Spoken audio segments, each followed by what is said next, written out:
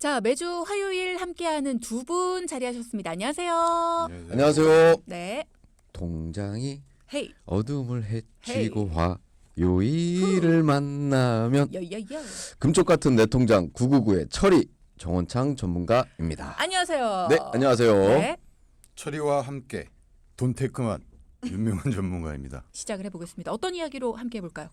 네, 오늘은 나에게 맞는 보험을 고르는 방법 그리고 기준에 대해 말씀을 드리려고 합니다. 네. 우리가 매달 고정적으로 나가는 지출인 보험료를 어떻게 하면 나에게 딱 맞게 쓰고 제대로 된 보장을 받을 수 있는지에 대해서 우리 동키분들에게 말씀드리려고 합니다.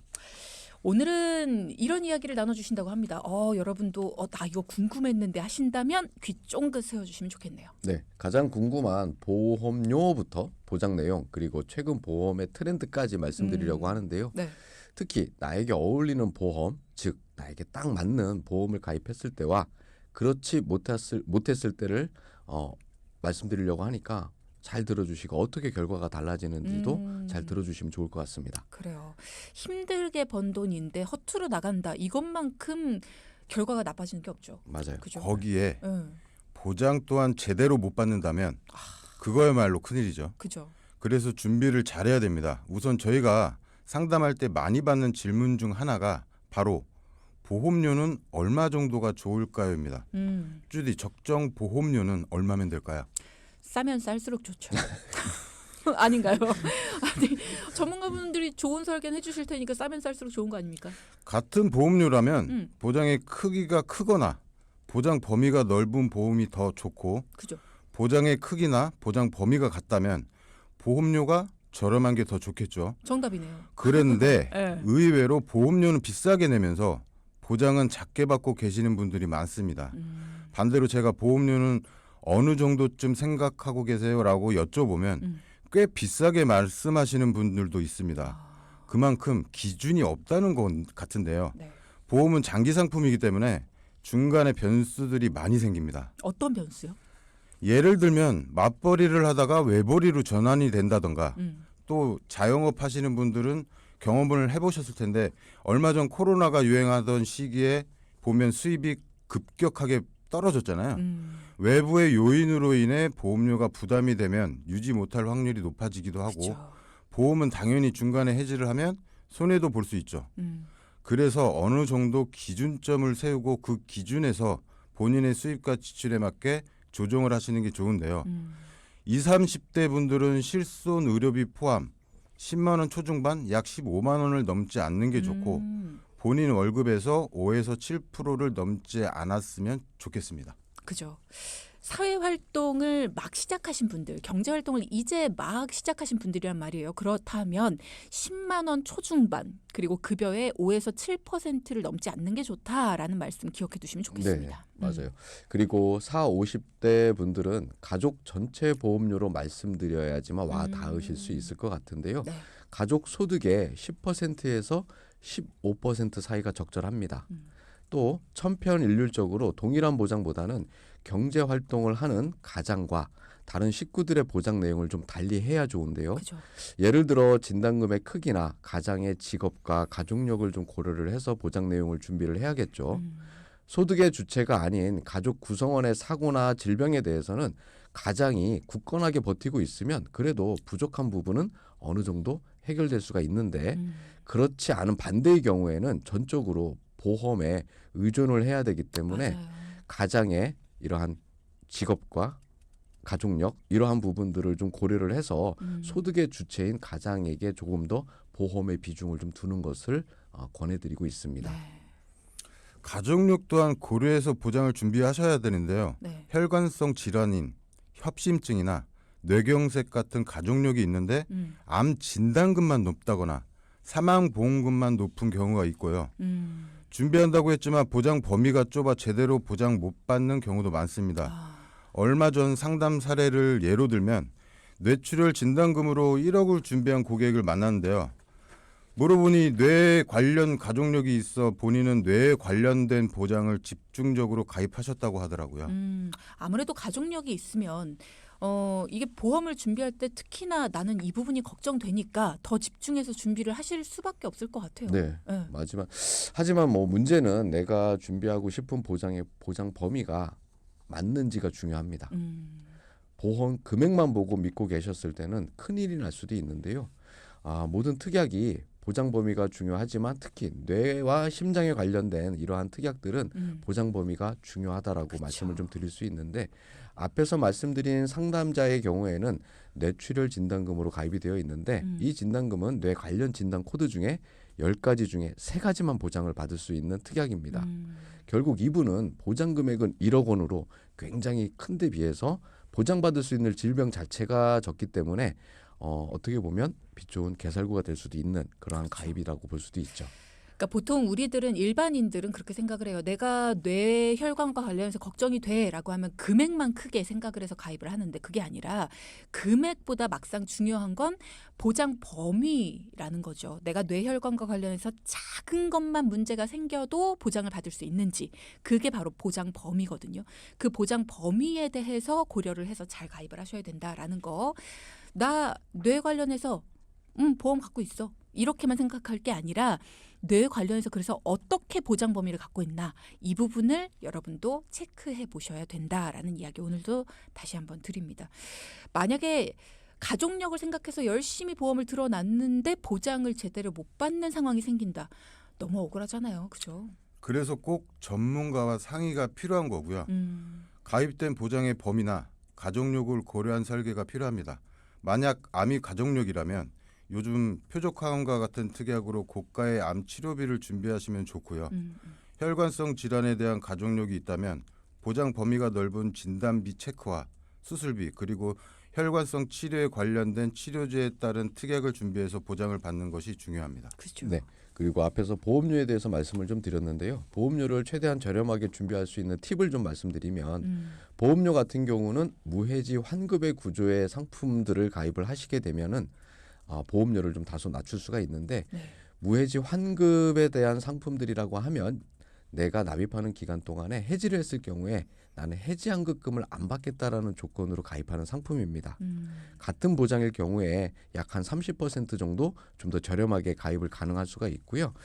그리고 또 요즘 고민이 좀 많으신데 예전에 가입한 실손 의료비가 갱신이 되면서 보험료가 많이 올랐다라고 하면서 좀 고민을 좀 많이들 상담을 하시죠. 신청을 하시는데요. 네. 이러한 실손을 전환을 하면서 보험료를 좀 줄이면서 부족한 부분들을 좀 채우는 것도 고려해 볼 만한 사항인데 예전에 실손보험 즉 2009년도 7월 이전에 가입한 실손보험들은 내가 병원비를 청구를 하면 100%가 다 나오거든요. 하지만 지금 전환되는 실손보험은 뭐 70% 혹은 60% 급여 비급여에 대해서 보장을 받기 때문에 상대적으로 내가 받을 수 있는 돈은 줄어들 수가 있어요. 그렇죠. 내가 부담해야 되는 돈들이 생기죠. 맞습니다. 하지만 그 줄어든 보험료로 큰 병원비가 나올 수 있는 요즘 좋아진 수술비 특약을 좀 보완을 한다든가 내가 없었던 뭐 진단금이나 이러한 부분들을 좀 보완을 한다 그러면 내가 실손 의료비로 보장을 좀 덜 받는다 하더라도 부족한 부분을 좀 채운다라고 생각을 하시면 아마 효율적인 보험 소비가 될 수도 있다라고 말씀드리고 싶습니다. 그렇죠. 그런 방법들이 있을 수 있겠네요. 그러니까 내가 전체적으로 보험이 구멍이 숭숭 뚫려 있는데 1세대 실손을 포기하기가 아쉬워서 계속 붙들고 있는다라고 한다면 막상 만약에라도 큰 병으로 인해서 큰 돈이 나가게 되는 상황이 발생했을 때에는 정말 가정경제에 큰 위협이 닥칠 수도 있는 거니까요. 자, 이런 부분들 잘 기억해 두셨다가 여러분도 팁으로 활용을 하시면 좋을 것 같습니다. 그리고 60대 이상이신 분들은 보험료도 고민이시지만 납입하는 기간도 고민이실 수 있어요. 언제까지 내가 계속 보험료를 내야 하는 거야? 라는 생각이 드시는 연령대이시기 때문인데 보장 기간이 짧은 갱신형 보험도 적절하게 준비하시면 효율적으로 보험 소비가 되실 겁니다. 네. 네. 다시 한번 정리를 해서 말씀드리면 보험료 같은 경우는 무해지 환급의 구조의 상품으로 좀 낮출 수가 있다라고 말씀을 좀 드리고 싶고요. 네. 그리고 내 소득에 맞는 적정 보험료 기준을 세우시는 것이 중요합니다. 그리고 가족력을 고려해서 보장을 구성하는 게 좋고 가족 구성원 개개인의 특성에 맞게끔 보장을 구성하는 것이 좋다. 라고 말씀드릴 수 있습니다. 네. 이제 3부 시작하면서 두 분이 직접 만나 고민을 해결해 주신 분의 이야기를 들어보겠습니다. 저희가 방송에 맞게 꽁트로 재구성을 해봤습니다. 화요일에는 꽁트가 또 재밌죠. 함께 그 사연 만나보겠습니다. 여보, 우리 보험 한번 점검해볼까? 보험? 갑자기 보험은 왜? 아니, 걱정도 되고 궁금한 것도 있고. 아니 당신 얼마 전에 어머님 아는 분한테 왜 점검 받아본다고 했잖아. 안 했어? 받았지. 근데 그냥 괜찮게 가입했다고만 하시니까 자세히 여쭤보기도 뭐하고 그냥 괜찮대. 이대로 두면 된다고 하시더라고. 아 그럼 뭐 괜찮은 거겠지. 당신은 뭐가 걱정인데? 아, 왜? 얼마 전에 원창이 만났잖아. 응. 걔도 이탈리아 레스토랑 하잖아. 응. 근데 우리 집보다 화재보험을 엄청 싸게 가입했더라고. 그래? 우리 집보다 더 크지 않아 그 가게가? 그니까 아무래도 좀 걱정이 돼서. 그리고 응. 우리 까꿍이도 태어나면 직원도 써야 되고 걱정되지. 아니 뭐 그건 그렇긴 한데 근데 까꿍이 태명을 벌써 지었어? 귀엽지? 귀엽지 않아? 귀엽긴 한데. 우리 까꿍이. 까꿍. 아니 근데 아직 여보 아기가 생긴 것도 아닌데 까꿍이 벌써 지으면 어떻게 부끄럽게 몰라.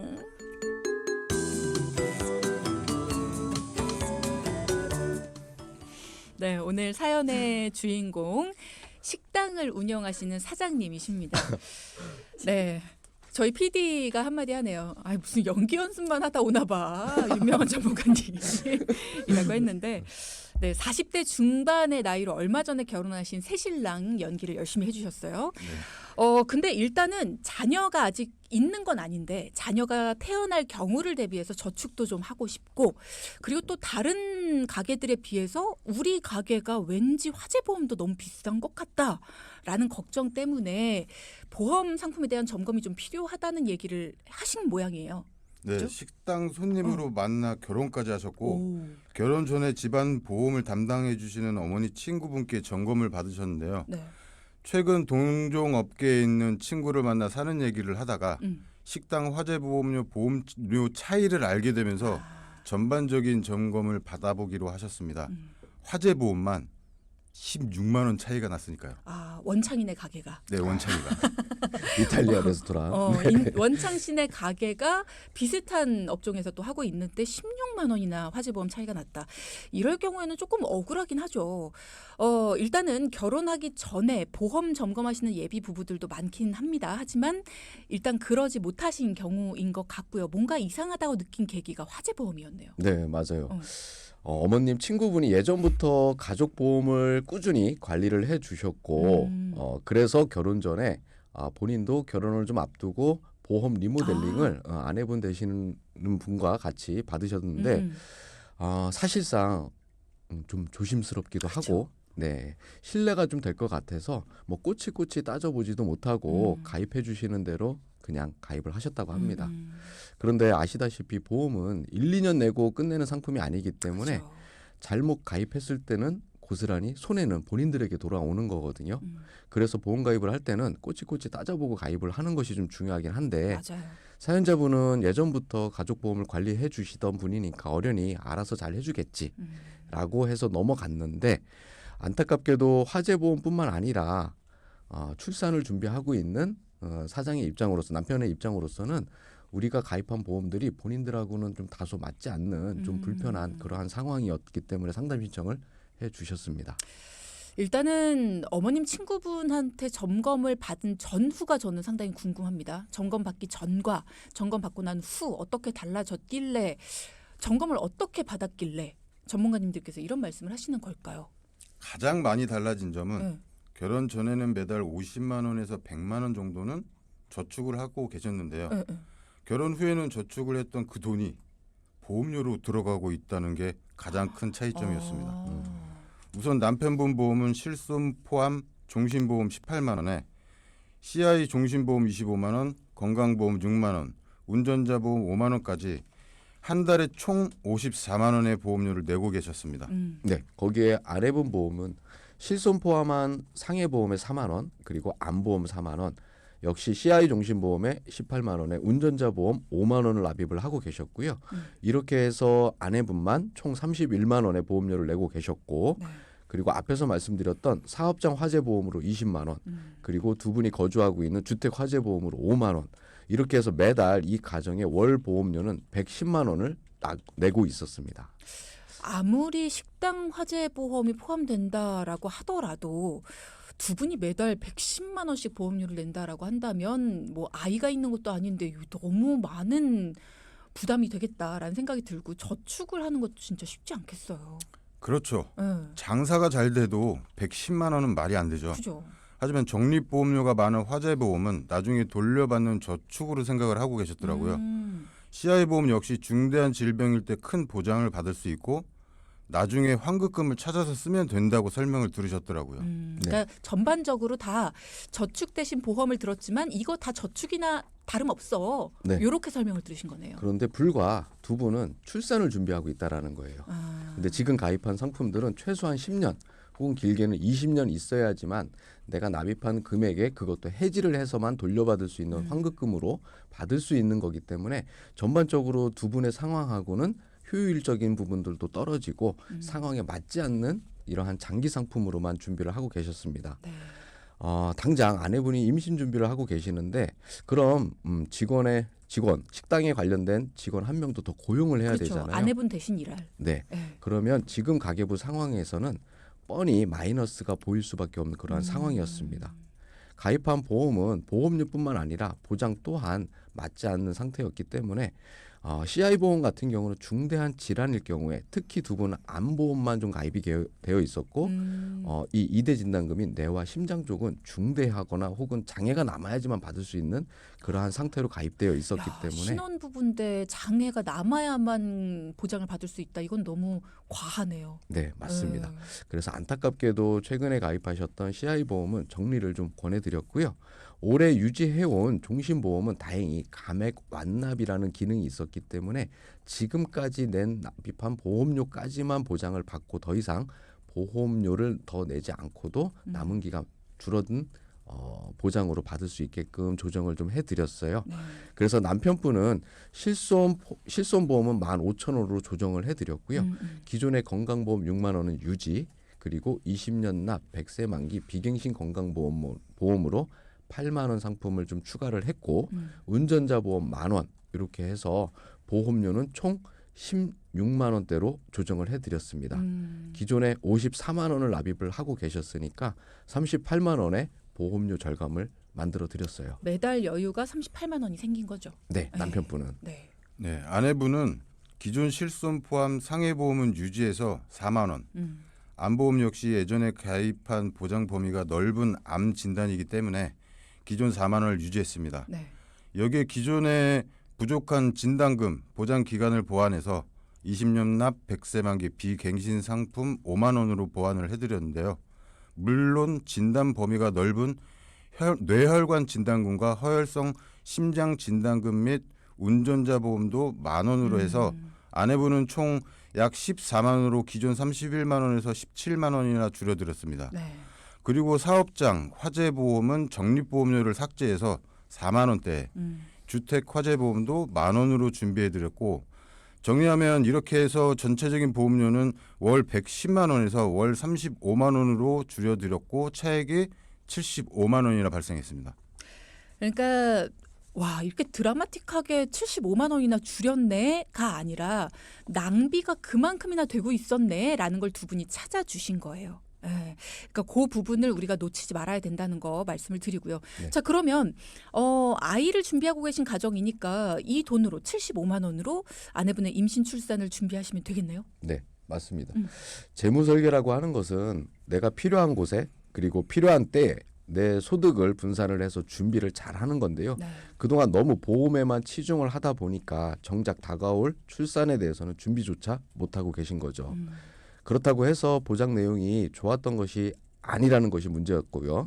그래서 저희가 다시 리모델링을 해드려서 매달 75만 원의 보험료 지출을 줄여드렸고 거기에 생활비를 좀 더 줄여보자라고 말씀을 좀 드렸습니다. 그렇게 해서 매달 최소한 100만 원은 다가올 출산에 대비를 하고 그리고 식당 인건비를 위해서 준비할 것을 권해드렸어요. 네. 그리고 두 분이 한 달에 생활비로 300만 원을 쓰고 계셨는데요. 솔직히 많다는 걸 인정하셨습니다. 그래서 생활비도 우선 한 달에 250만 원으로 정해놓고 그 안에서 생활하기로 하셨는데요. 총 차액이 보험은 75만 원, 생활비에서 50만 원, 125만 원이지만 최소한 한 달에 100만 원씩은 모아가기로 약속하셨습니다. 네. 자, 그럼 오늘의 포인트 짚어볼게요. 첫째, 보험료, 보장 내용, 가족력을 고려해서 우리 집 보험을 점검하자. 둘째, 힘들게 번 돈, 필요할 때 필요한 금액을 미리미리 준비할 수 있는 방법을 찾자. 두 분 수고하셨어요. 고맙습니다. 네. 방송 중에 상담해드리는 내용은요. 청취자 여러분의 올바른 투자 판단을 위해 참고로 드리는 말씀입니다. 금융상품 가입이나 해지 같은 판단은 스스로의 책임으로 결정하셔야 한다는 점 꼭 기억하시기 바랍니다.